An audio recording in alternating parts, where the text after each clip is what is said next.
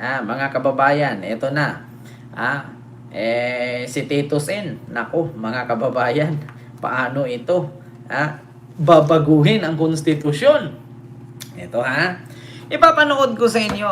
Ma'am Maribet, ayan, Ma'am Jingjing, Ma'am Miriam Suzuki, Ma'am Libby Zamora. Ayan, ito po Ipanood ko sa inyo mga kababayan itong naturang reaksyon ni Tito Sen patungkol dito sa pagdeklara ng unconstitutional ng Supreme Court na hindi man lang binusisi, hindi man lang inimbestigahan, diretso na nilang i-declare na unconstitutional. Alam naman po natin mga kababayan na itong Supreme Court ay tuta ito ni Digong.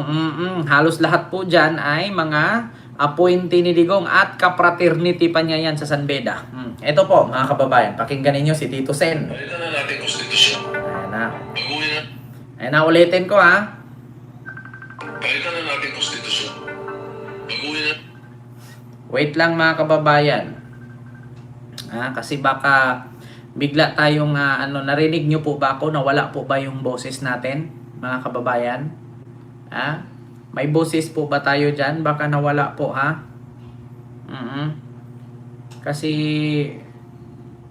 ayan, may natawag. Kaya nga po nawala ba yung boses natin mga kababayan? Alam ko mawawala yan kasi minsan mga kababayan biglang biglang mawawala yung boses. Wait lang. Nako. Wag po kayong tumawag, naka-live po ako. So, ayun, mga kababayan, okay naman Kent, dinig naman. Palitan na natin konstitusyon. Baguhin na natin. Pagka ganyan, pagkatapos marahil yung Constituent Assembly makakagalaw dyan para or maghihintay tayo decades. Bakit? Kailangan ma-retire na muna itong mga Supreme Court Justices na ito para magbago kaisipan kasi unanimous, wala man lang dissenting opinion, wala man lang opinion otherwise na meron sinabi na ganito kaya ako bumoto, explanation, wala man lang Palitan na natin konstitusyon. Baguhin na natin. Pagka ganyan, pagkatapos marahil yung Constituent Assembly makakagalaw dyan para or maghihintay tayo decades. Bakit?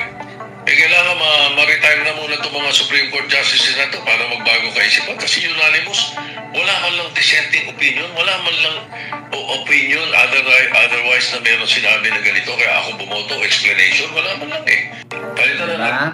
Kasi kung tutuusin mga kababayan, itong mga nag-file ng impeachment kay Sara ay ipinasa po ito sa Supreme Court. So ngayon mga kababayan, nagtataka din po itong mga nag-complain na nagpasa sila ng complaint, hindi man lang binusisi, hindi man lang inimbestigahan, ura-uradang declared na unconstitutional. So paano nangyari na unconstitutional? So saan sila kumuha ng basihan or saan sila nagbe-base na gawing unconstitutional itong impeachment complaint laban kay Sara? Paano naging unconstitutional ito? Ipondo ng taong bayan ang confidential fund, na ginastos at hindi mapaliwanag kung saan ginamit. 'Di ba? Hindi man lang ginastify yung decision nila. 'Di ba? Yun nga, 'di ba, Mamulait? Yan ang isa sa rason. Kaya ang sabi ni Tito Sen na baguhin ang konstitusyon ng Pilipinas. Nako, kapag binago po mga kababayan itong mga DDS, mag-iingayan ba? Mag-iiyakan po talaga yan. Oo, kailangan talaga constitutional reform by a constitutional convention. Concon abolish. 1987 Cory Constitution. Sabi ni Pau Condo Ortega. Sa totoo lang mga kababayan, kapag binago po ang konstitusyon ng 1987 Constitution, ang mangyayari po mga kababayan, mapariho na po tayo sa Brunei, mapariho na tayo sa Malaysia, mapareho na tayo sa Thailand, mapareho na tayo sa Indonesia, yung kanilang mga patakaran na may mga prime minister. Maski ng China, ganyan po mga kababayan. So, ngayon mga kababayan, i-search po natin kung ano po ang mangyari kung baguhin ang konstitusyon ng Pilipinas. So, syempre i-search natin para may alam naman po tayo. Punta tayo ngayon sa Google, ano ang mangyari kapag binago ang 1987 Constitution ngayon sa Pilipinas? Ito mga kababayan. Ito, bakit binago ang saligang batas sa Pilipinas? Ito, 2019. Ang 1987 Constitution ng Republika ng Pilipinas panimula o preamble, kami ang nakapangyayaring sambayan ng Pilipino. Ito ha mga kababayan. So, no attempt to amend 1987 Constitution has yet succeeded but renewed effort to relax Constitution restriction for foreign investment. So, ito, mga kababayan, basahin po natin, no? Ang nangyari, boses ng bayan. So, ang mangyayari ganito, basahin natin. 1987 Constitution ng Pilipinas ay madalas ipagmalaki dahil sa progresibo nitong mga aspeto tulad ng proteksyon ng karapatang pantao, pagkapantay-pantay ng kasarian at demokratikong prinsipyo. Gayunpaman, maraming eksperto at mamamayan ay naniniwala na may mga kahinaan ang kasalukuyang saligang batas. Na siyang nag-aambag sa kahirapan at katiwalian sa bansa. Na which is totoo naman talaga, mga kababayan. Ang 1987 Constitution ng Pilipinas ay madalas ipagmalaki dahil sa progresibo nitong aspeto tulad ng proteksyon ng karapatang pantao, pagkapantay-pantay ng kasarian, at demokratikong prinsipyo. Gayunpaman, maraming eksperto at mamamayan ang naniniwala na may mga kahinaan ang kasalukuyang saligang batas na siya'y nag-aambag sa kahirapan at katiwalian sa bansa. Katulad yan, mga kababayan, sa nangyari, no, sa impeachment ni Sara, na imbis ang impeachment ay para sa tao, pero ang impeachment ay ginamit para kay Sara. Ginamit pang protekta kay Sara.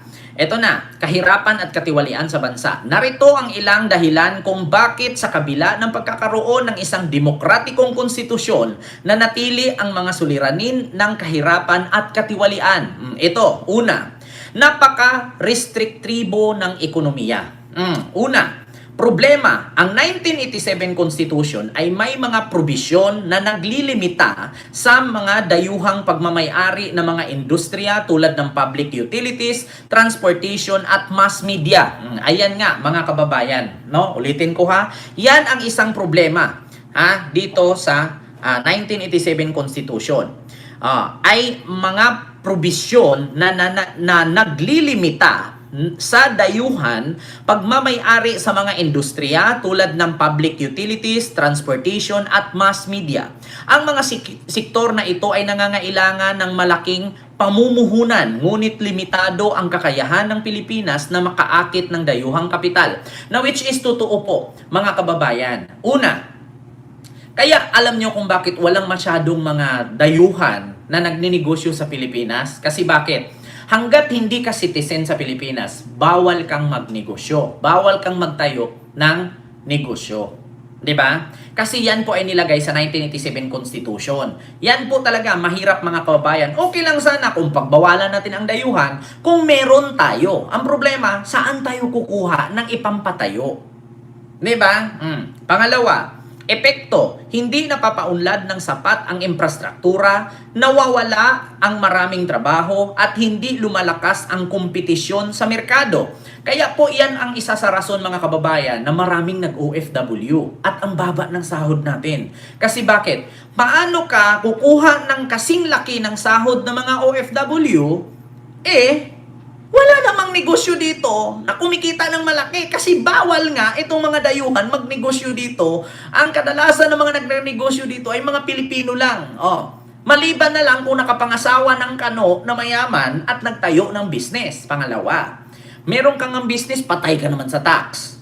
Di ba? Meron ka namang business, bayad ka sa tax, patay ka naman sa traffic.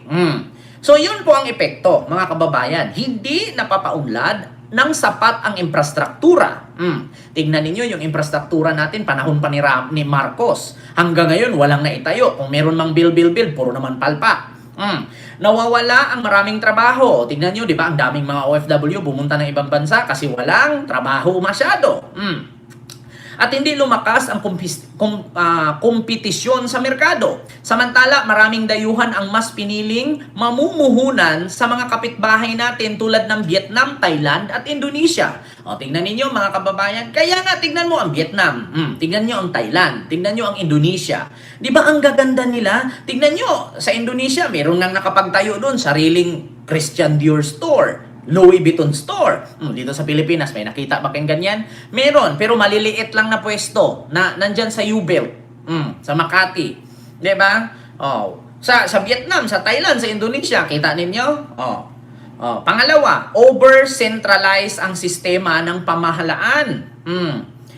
Problema, sa ilalim ng unitary presidential system, halos lahat ng kapangyarihan at pondo ay nakasentro sa Metro Manila. Ang mga probinsya ay nangangailangang umasa sa mga pondo mula sa national government para sa kanilang mga proyekto. Diba? Tingnan ninyo, napag-iwanan ng Mindanao. Kung ang mga namuno dyan sa Mindanao ay corrupt, mas lalong babagsak.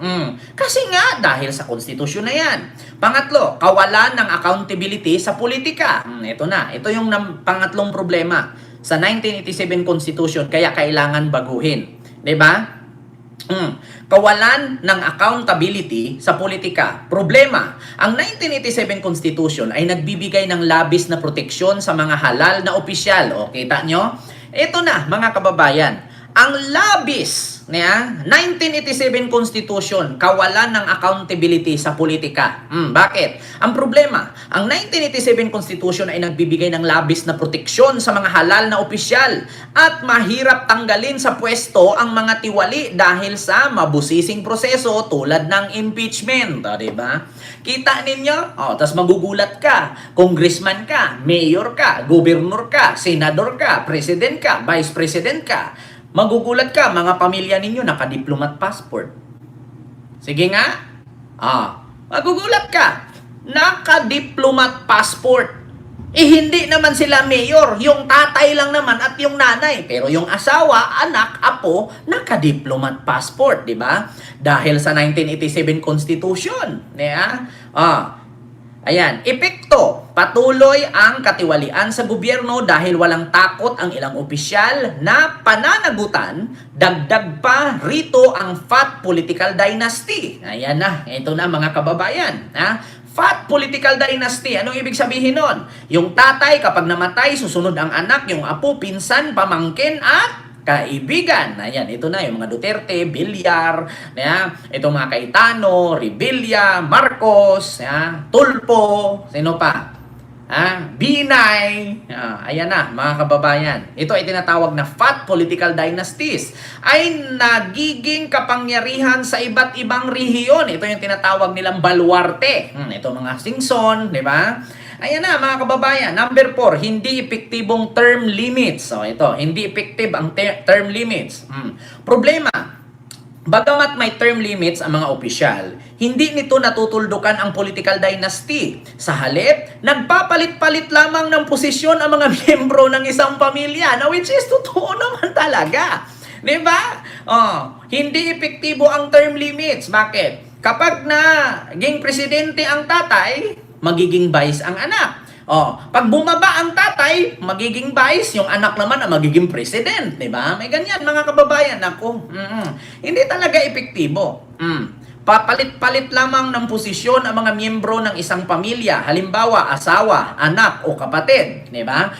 Halimbawa, mayor ngayon ang tatay o last term niya, yung asawa naman ang papalit. Tapos yung tatay nagiging city councilor.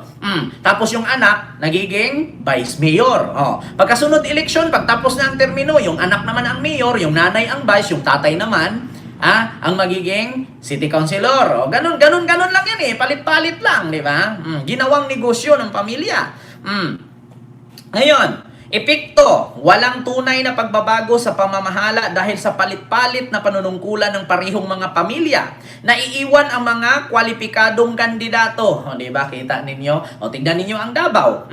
Kaya hindi nila mabitaw-bitawan. Bakit? Wala nang makaupo. Kaya yung mga sikreto nila dyan sa Davao, hindi nabubulgar. Bakit? Kasi pag nababa ang tatay, sumunod ang anak. Pag nababa ang anak, susunod ang pamangkin. Susunod ang apo. Walang palit-palit, kaya hindi nagbabago. Tapos sabihin nila, malinis ang Davao, safe ang Davao. Pero ang daming krimen, halos araw-araw. Headlines, na? So yun, sunod, panglima, mahinang pagpapatupad ng batas. Ito na.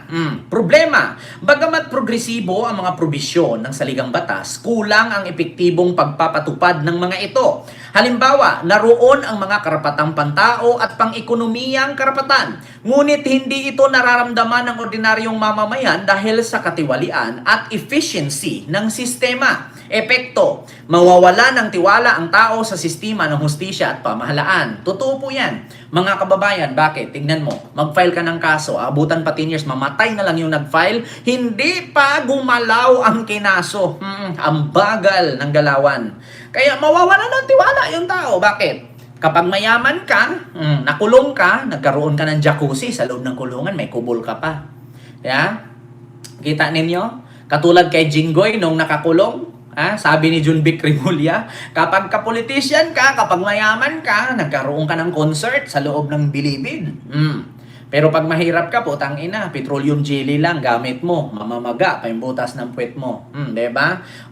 Pang-anim, kultura at structural na issue. Structural na issue. Problema, ang ugat ng kahirapan at katiwalian ay hindi lamang nasa saligang batas, kundi nasa kulturang pampolitika. Naroon ang utang na loob, palakasan, padreno system at magiging baliktad ang meritocracy. Epekto, hindi naging epektibo ang demokrasya dahil mas inuna ang personal na interes kaysa sa interes ng bayan. Tignan nyo. Totoo yan mga kababayan, kaya kailangan palitan. Una, tignan nyo si Sara. Tatakbo sa 2028 pagka-presidente. Bakit? Cultural at structural na issue. Ang problema, ang ugat ng kahirapan at katiwalian ay hindi lamang sa saligang batas kundi sa kulturang pampolitika. Naroon ang utang na loob, palakasan, padreno system at naging baliktad ang meritocracy. Halimbawa, kaibigan mo, hindi ka pipirma pag i-impeach siya. Bakit? May utang na loob ka. Pangalawa, palakasan. Una, kapag ka nakabangga ka, anak ka ng congressman, anak ka ng senador, hindi ka makukulong. Bakit? Palakasan yon. Padrino system. Ganito yan. Kapag nakulong si Era, naging presidente si Digong, binigyan ng pardon, nakalaya. Kasi bakit? Padrino. Ganon yan. Epekto nito, nagiging epektibo ang demokrasya dahil sa inuna, hindi magiging epektibo ang demokrasya dahil sa mas inuuna ang personal na interes kaysa sa interes ng bayan. Diba? Tapos sasabihin ninyo, si Sara kapag naging presidente, gaganda ang bayan. Putang ina, tatakbo yan pagiging presidente pag nanalo yan. Si Kibuloy na nakakulong, makalaya. Si Digong nasa dahig, makauwi. Si Tebes nakakulong, makalaya. Sino pa? Lahat ng kanilang kaalyado, absuelto sa kaso, linis ang pangalan, nagkaroon ng amnesty. Kaya ito ang masasabing inuna ang pansariling interes kaysa sa bayan.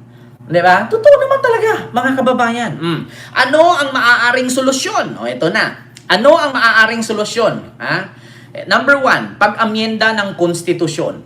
I-review ang mga probisyon pang-ekonomiya upang maging mas bukas sa foreign investment. Pangalawa, i-decentralize ang kapangyarihan sa pamamagitan ng federalism upang bigyan ng mas maraming autonomiya ang mga rehiyon. Pangalawa, paglipat sa parliamentary system. Ito na, babaguhin na. Kapag ka nalipat na sa parliamentary system, ang parliamentary system ay nagtataguyod ng accountability dahil sa Prime Minister at ang kanyang gabinete ay madaling magtanggal kung mawalan sila ng tiwala sa parliament. Diba? Ito na, mga kababayan. Ito na, mga kababayan. Ito may nag-comment si Digonggong. Sus, akala mo expert sa batas. Hindi ko sinabing expert ako sa batas, nagbasa lang ako sa mga mangyayari. Number one, number two, paglipat sa parliamentary system. Una, ang parliamentary system ay nagtataguyod ng accountability dahil sa Prime Minister. At ang kanyang gabinete ay madaling magtanggal kung namawalan sila ng tiwala ng parliament. Pangatlo, anti-dynasty law. Di ba? Ito na, mga kababayan. Akala ko digunggong ako yung sinabihan mo. So, yun na po mga kababayan. So kapag pinalitan po natin ang konstitusyon, dito na magiging Prime Minister. So halimbawa, si PBBM naging Prime Minister. Yung mga gabinete niya, sila na lang ang mag-eleksyon, hindi na ang taong bayan. So kung halimbawa, mali ang ginawa ni PBBM, tatanggalin siya, papalitan siya ng mga gabinete niya. Kasi kanya-kanyang silipan yan eh. At saka mga kababayan, hindi na tayo mahihirapan kung sino ang maging presidente or sinong maging prime minister. Kasi bakit? Televised yan. Buong Pilipinas, ipapakita at iba-background check yan na which is katulad sa Singapore. Kung halimbawa, ang ginawa ni Lee Kuan Yew, siya ang prime minister. Ngayon, kung ikaw ang prime minister, bawal ka magpaupo ng kamag-anak mo sa politiko or sa politika kasi ikaw ay may posisyon na. Pangalawa, kung meron ka mang miyembro ng gabinete na lumagpas ang yaman, hindi tugma sa kanyang kinikita, ang tawag po doon ay unexplained wealth. May possibility na mabitay siya at maimbestigahan pa. So ngayon mga kababayan, ganun po ang mangyayari. So wala ng Vice President, no? Ang meron, Prime Minister and gabinete.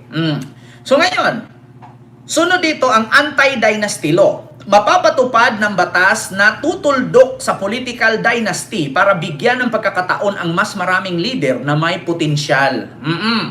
Bakit? Katulad sa Davao City, baha ng baha, hindi marisolba. Bakit hindi nyo pagbigyan yung ibang politician dyan para marisolba yung problemang baha? Diba, biruin nyo, 30 years, 3 dekada na yan dyan, yung baha, ganun pa rin. So bakit hindi kayo magpalit? Diba? Roger Dondon, Miguel of shoutout po. Pang-apat, pagsulong sa kulturang integridad. Palakasin ang civic education upang mas maging mulat ang mamamayan sa kanilang mga karapatan at tungkulin. Konklusyon, ang 1987 Constitution ay hindi perpekto at ito ay dapat tignan bilang isang balangkas na pwedeng pagbutihin. Ang tunay na pagbabago ay mangyayari lamang kung ito ay sasamahan ng mga reforma sa pamahalaan, ekonomiya, kultura, ng politika. Hanggat hindi naiitama ang mga sistemang ito, problema mananatili ang kahirapan at katiwalian sa Pilipinas. 'Di ba? Dapat mga kababayan, palitan na po talaga ang konstitusyon. Kasi bakit? Grabe po, inaabuso na. Kaya kung papayag, ito warning to mga kababayan, hindi ko sa sinabi na mangyari. Pero tandaan ninyo, mga kababayan ko, mapakakamping ka man, loyalista or DDS, tandaan ninyo ito. Kapag nagkasundo ang Congress at Senate, magiging Prime Minister si PBBM.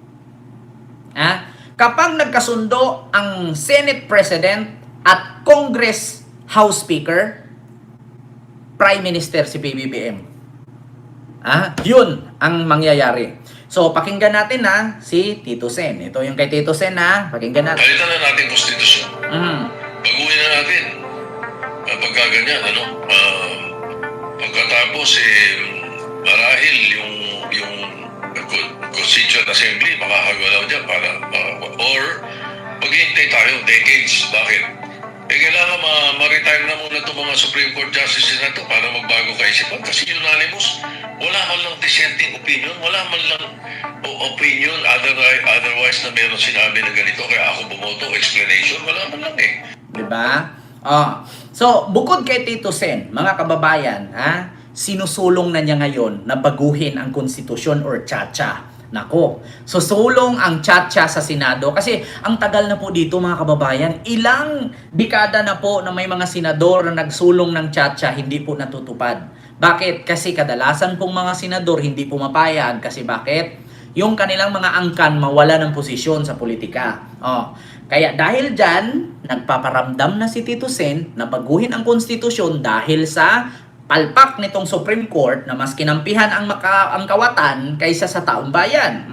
Bukod kay Tito Sen, mga kababayan, eto pa. Pakinggan ninyo ang Kongreso. Patay kayo dyan. Congress, pakinggan natin ha. Kung ano ang desisyon ng Congress. Posibleng magkaroon ng isang constitutional crisis. Patay. Yan ang nakikitang posibilidad ni Manila 3rd District Representative Ayan Joel na. Chua kung hindi magkakasundo ang Korte Suprema at ang Kamara sa usapin ng impeachment case ni Vice President Sara Duterte. Nako. Narito ang Agenda Weekend Report ni Mavic Trinidad ng Ayan na, Abante. mga kababayan. Nagbabadya ang isang constitutional crisis sakaling hindi sundin ng Kamara ang inilabas na desisyon ng Korte Suprema ukol sa impeachment process. Nako. Itong nakikita ni Manila 3rd District Representative Joel Chua sa posibleng mangyaring banggaan ng dalawang sangay ng pamahalaan, ang lehislatura o kongreso at hudikatura. Sa programang Kong Radio ng Abante, sinabi ni Chua na sumobra ang pakikialam ng Korte Suprema sa trabaho ng mga mambabatas. Patay. In-interpret nila na hindi naman po ayon sa ginuha namin. Kaya nga po nangyari, parang sila na po yung gumawa ng rules namin. Siguro pag nagmatigas kami, magkakaroon talaga ng constitutional crisis. Patay. Aminado si Chua na hindi siya pabor sa pabago-bagong desisyon ng Korte Suprema. Pero wala raw silang dahilan para hindi sundin ito. Nilinaw ng kongresista na hindi tungkol sa substance o sustansya ng reklamo ang inilabas na desisyon ng Korte Suprema. Hindi rin daw tinalakay ng Korte kung may basihan o wala ang isinampang reklamo laban kay VP Sara Duterte. Hindi ko po alam yung dahilan, pero alam po ninyo sa akin pong personal na pananaw, dapat po ang impeachment complaint ay ginagawa nating simple, malinaw, at madali pong maunawaan, lalong-lalo na ng mga simpleng tao ang proseso. Kasi po, ito po, dito lamang po ang paraan para yung mga ordinaryong tao ay mapanagot ang mga nasa mga pinakamataas na sangay ng gobyerno Walang sa nanagot ating si lipunan. Power Kung eh. ito po ay gagawin po natin komplikado, paano po ang magiging accountability ng mga nasa taas? Samantala magkakaalaman na sa Lunes kung tatayo ang mga inihaing impeachment complaint laban kay Pangulong Bongbong Marcos Jr. Nako. Para sa Agenda Weekend, Mavic Trinidad. Ayan na, mga kababayan. Sabi ko nga sa inyo kapag ka nagkasundo ang Congress at Senate, magiging Prime Minister talaga si PBBM. Ito, kabahan na. Kabahan na ang mga DDS dito. Yung plano nilang patalsikin si PBBM, imagine, 26, 27, 28, 3 taon hindi titigil yung mga yan. Pero, kapag binago ang konstitusyon, matigil yung protesta nila. Mawawala lahat yan. Yung mga rally-rally nila, yung mga wilga-wilga nila, nako, diretsong dampot yan. Kapag ka nabuisit ang Senado at Kongreso sa pangingialam ng Supreme Court, nako po, patay kayo dyan. Kasi si PBBM, sabi nga ni Yossi Claire, nagmanman lang. Nanood lang si PBBM sa tao. Kung ano yung sigaw ng tao na ikakabuti ng bansa at ikakabuti ng taong bayan, ay yun ang pakinggan ni PBBM. Hindi ang mga politikong nakapaligid sa kanya. Naku, patay ka dyan. Naku po, mga kababayan. Imagine si Sara Mau ay impeach pero si Marcos gustong i-impeach, di ba? Impeachable. Oo, Ma'am Carmelita, kita nyo yan? Naku po, kapag nagkasundo ang Senate at Congress at napatupad itong tsa-tsa, patay kayo dyan. Naku, maraming kung naalala ninyo noon, di ba, isinulong nila itong People's Initiative? Naalala ninyo? Yung itong PI, galit na galit ang mga DDS. Kasi bakit? Kapag naisulong itong People's Initiative, si PBBM magiging presidente, si Prime Minister dyan, magiging Prime Minister itong si Romualdez. Galit na galit si Aimee. Hindi pumapayag, galit na galit itong mga DDS senator. Binabara nila, hinaharang nila. Ngayon, hindi na si Chis Escudero ang Senate President, si Tito Sen na. Pag pinirmahan ni Tito Sen yan at pag pinirmahan ni Buji Dian, goodbye. Yung mga pangarap ninyo na ma-impeach sa BBM, yung si Sara maging president, hanggat si PBBM ay gusto ng tao, gusto ng Kongreso, gusto ng Senado na siya ang mamuno, walang eleksyong magaganap. Tandaan nyo yan. Kaya nga nagtataka ako, mga kababayan, bakit itong mga kapitbahay nating bansa Hindi naman napapalitan ang kanilang mga presidente at ang kanilang mga prime minister. Bakit sa atin dito every 6 years pinapalitan? 'Di ba? Napansin niyo ba si Xi Jinping mamamatay na lang si Digong, si Xi Jinping presidente pa rin. Napansin niyo? Kasi hindi siya pinalitan kasi maayos naman ang kanyang pamamalakad. 'Di ba? Oh, tignan ninyo ang Brunei. Oh, tignan niyo ang Indonesia. Oh, tignan ninyo ang Thailand. Walang palit-palit. Papalitan lang siya pag nagkaroon siya ng gusot, nagkakaroon siya ng anomalya. Pero hanggat walang anomalya, mananatili siya dyan hanggat humihinga. Hanggat hindi pa siya mag-edad ng 65. Di ba? Oh, pag binago ang konstitusyon, maganda yan. Di ba, Sir Wilford Lim? Ganun ang mangyayari. Diba? Sana matuloy itong chacha. Di ba? Naku, mga kababayan. Ay, Diyos ko. Kita ninyo? Sana, naku. Ako, tahimik lang. meron pa naman akong, ito ha, chismis ha. Ito, meron na naman akong chismis. Huwag maniwala, chismis ito. May nakarating sa akin, ha, na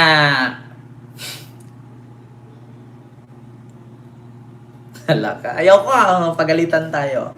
May nakarating sa akin na meron daw isang mataas na posisyon na politician makukulong. Bakit? Hindi po ito sangkot sa flood control ha. Hindi ito sangkot sa flood control. Malaking politiko makukulong. Nako po. Walang kinalaman sa flood control ito. Iba, magugulat kayo mga kababayan. Iba ang kaso niya. Ang kaso niya, alam naman natin na may kaso siya. Pero magulat kayo, bigla na lang siyang makulong. Chismis yan. Ha? Huwag paniwalaan. Abangan. Nako. Malaking manok. Walang kinalaman sa flood control yan. Tawagin nyo lang sa pangalang Explorer.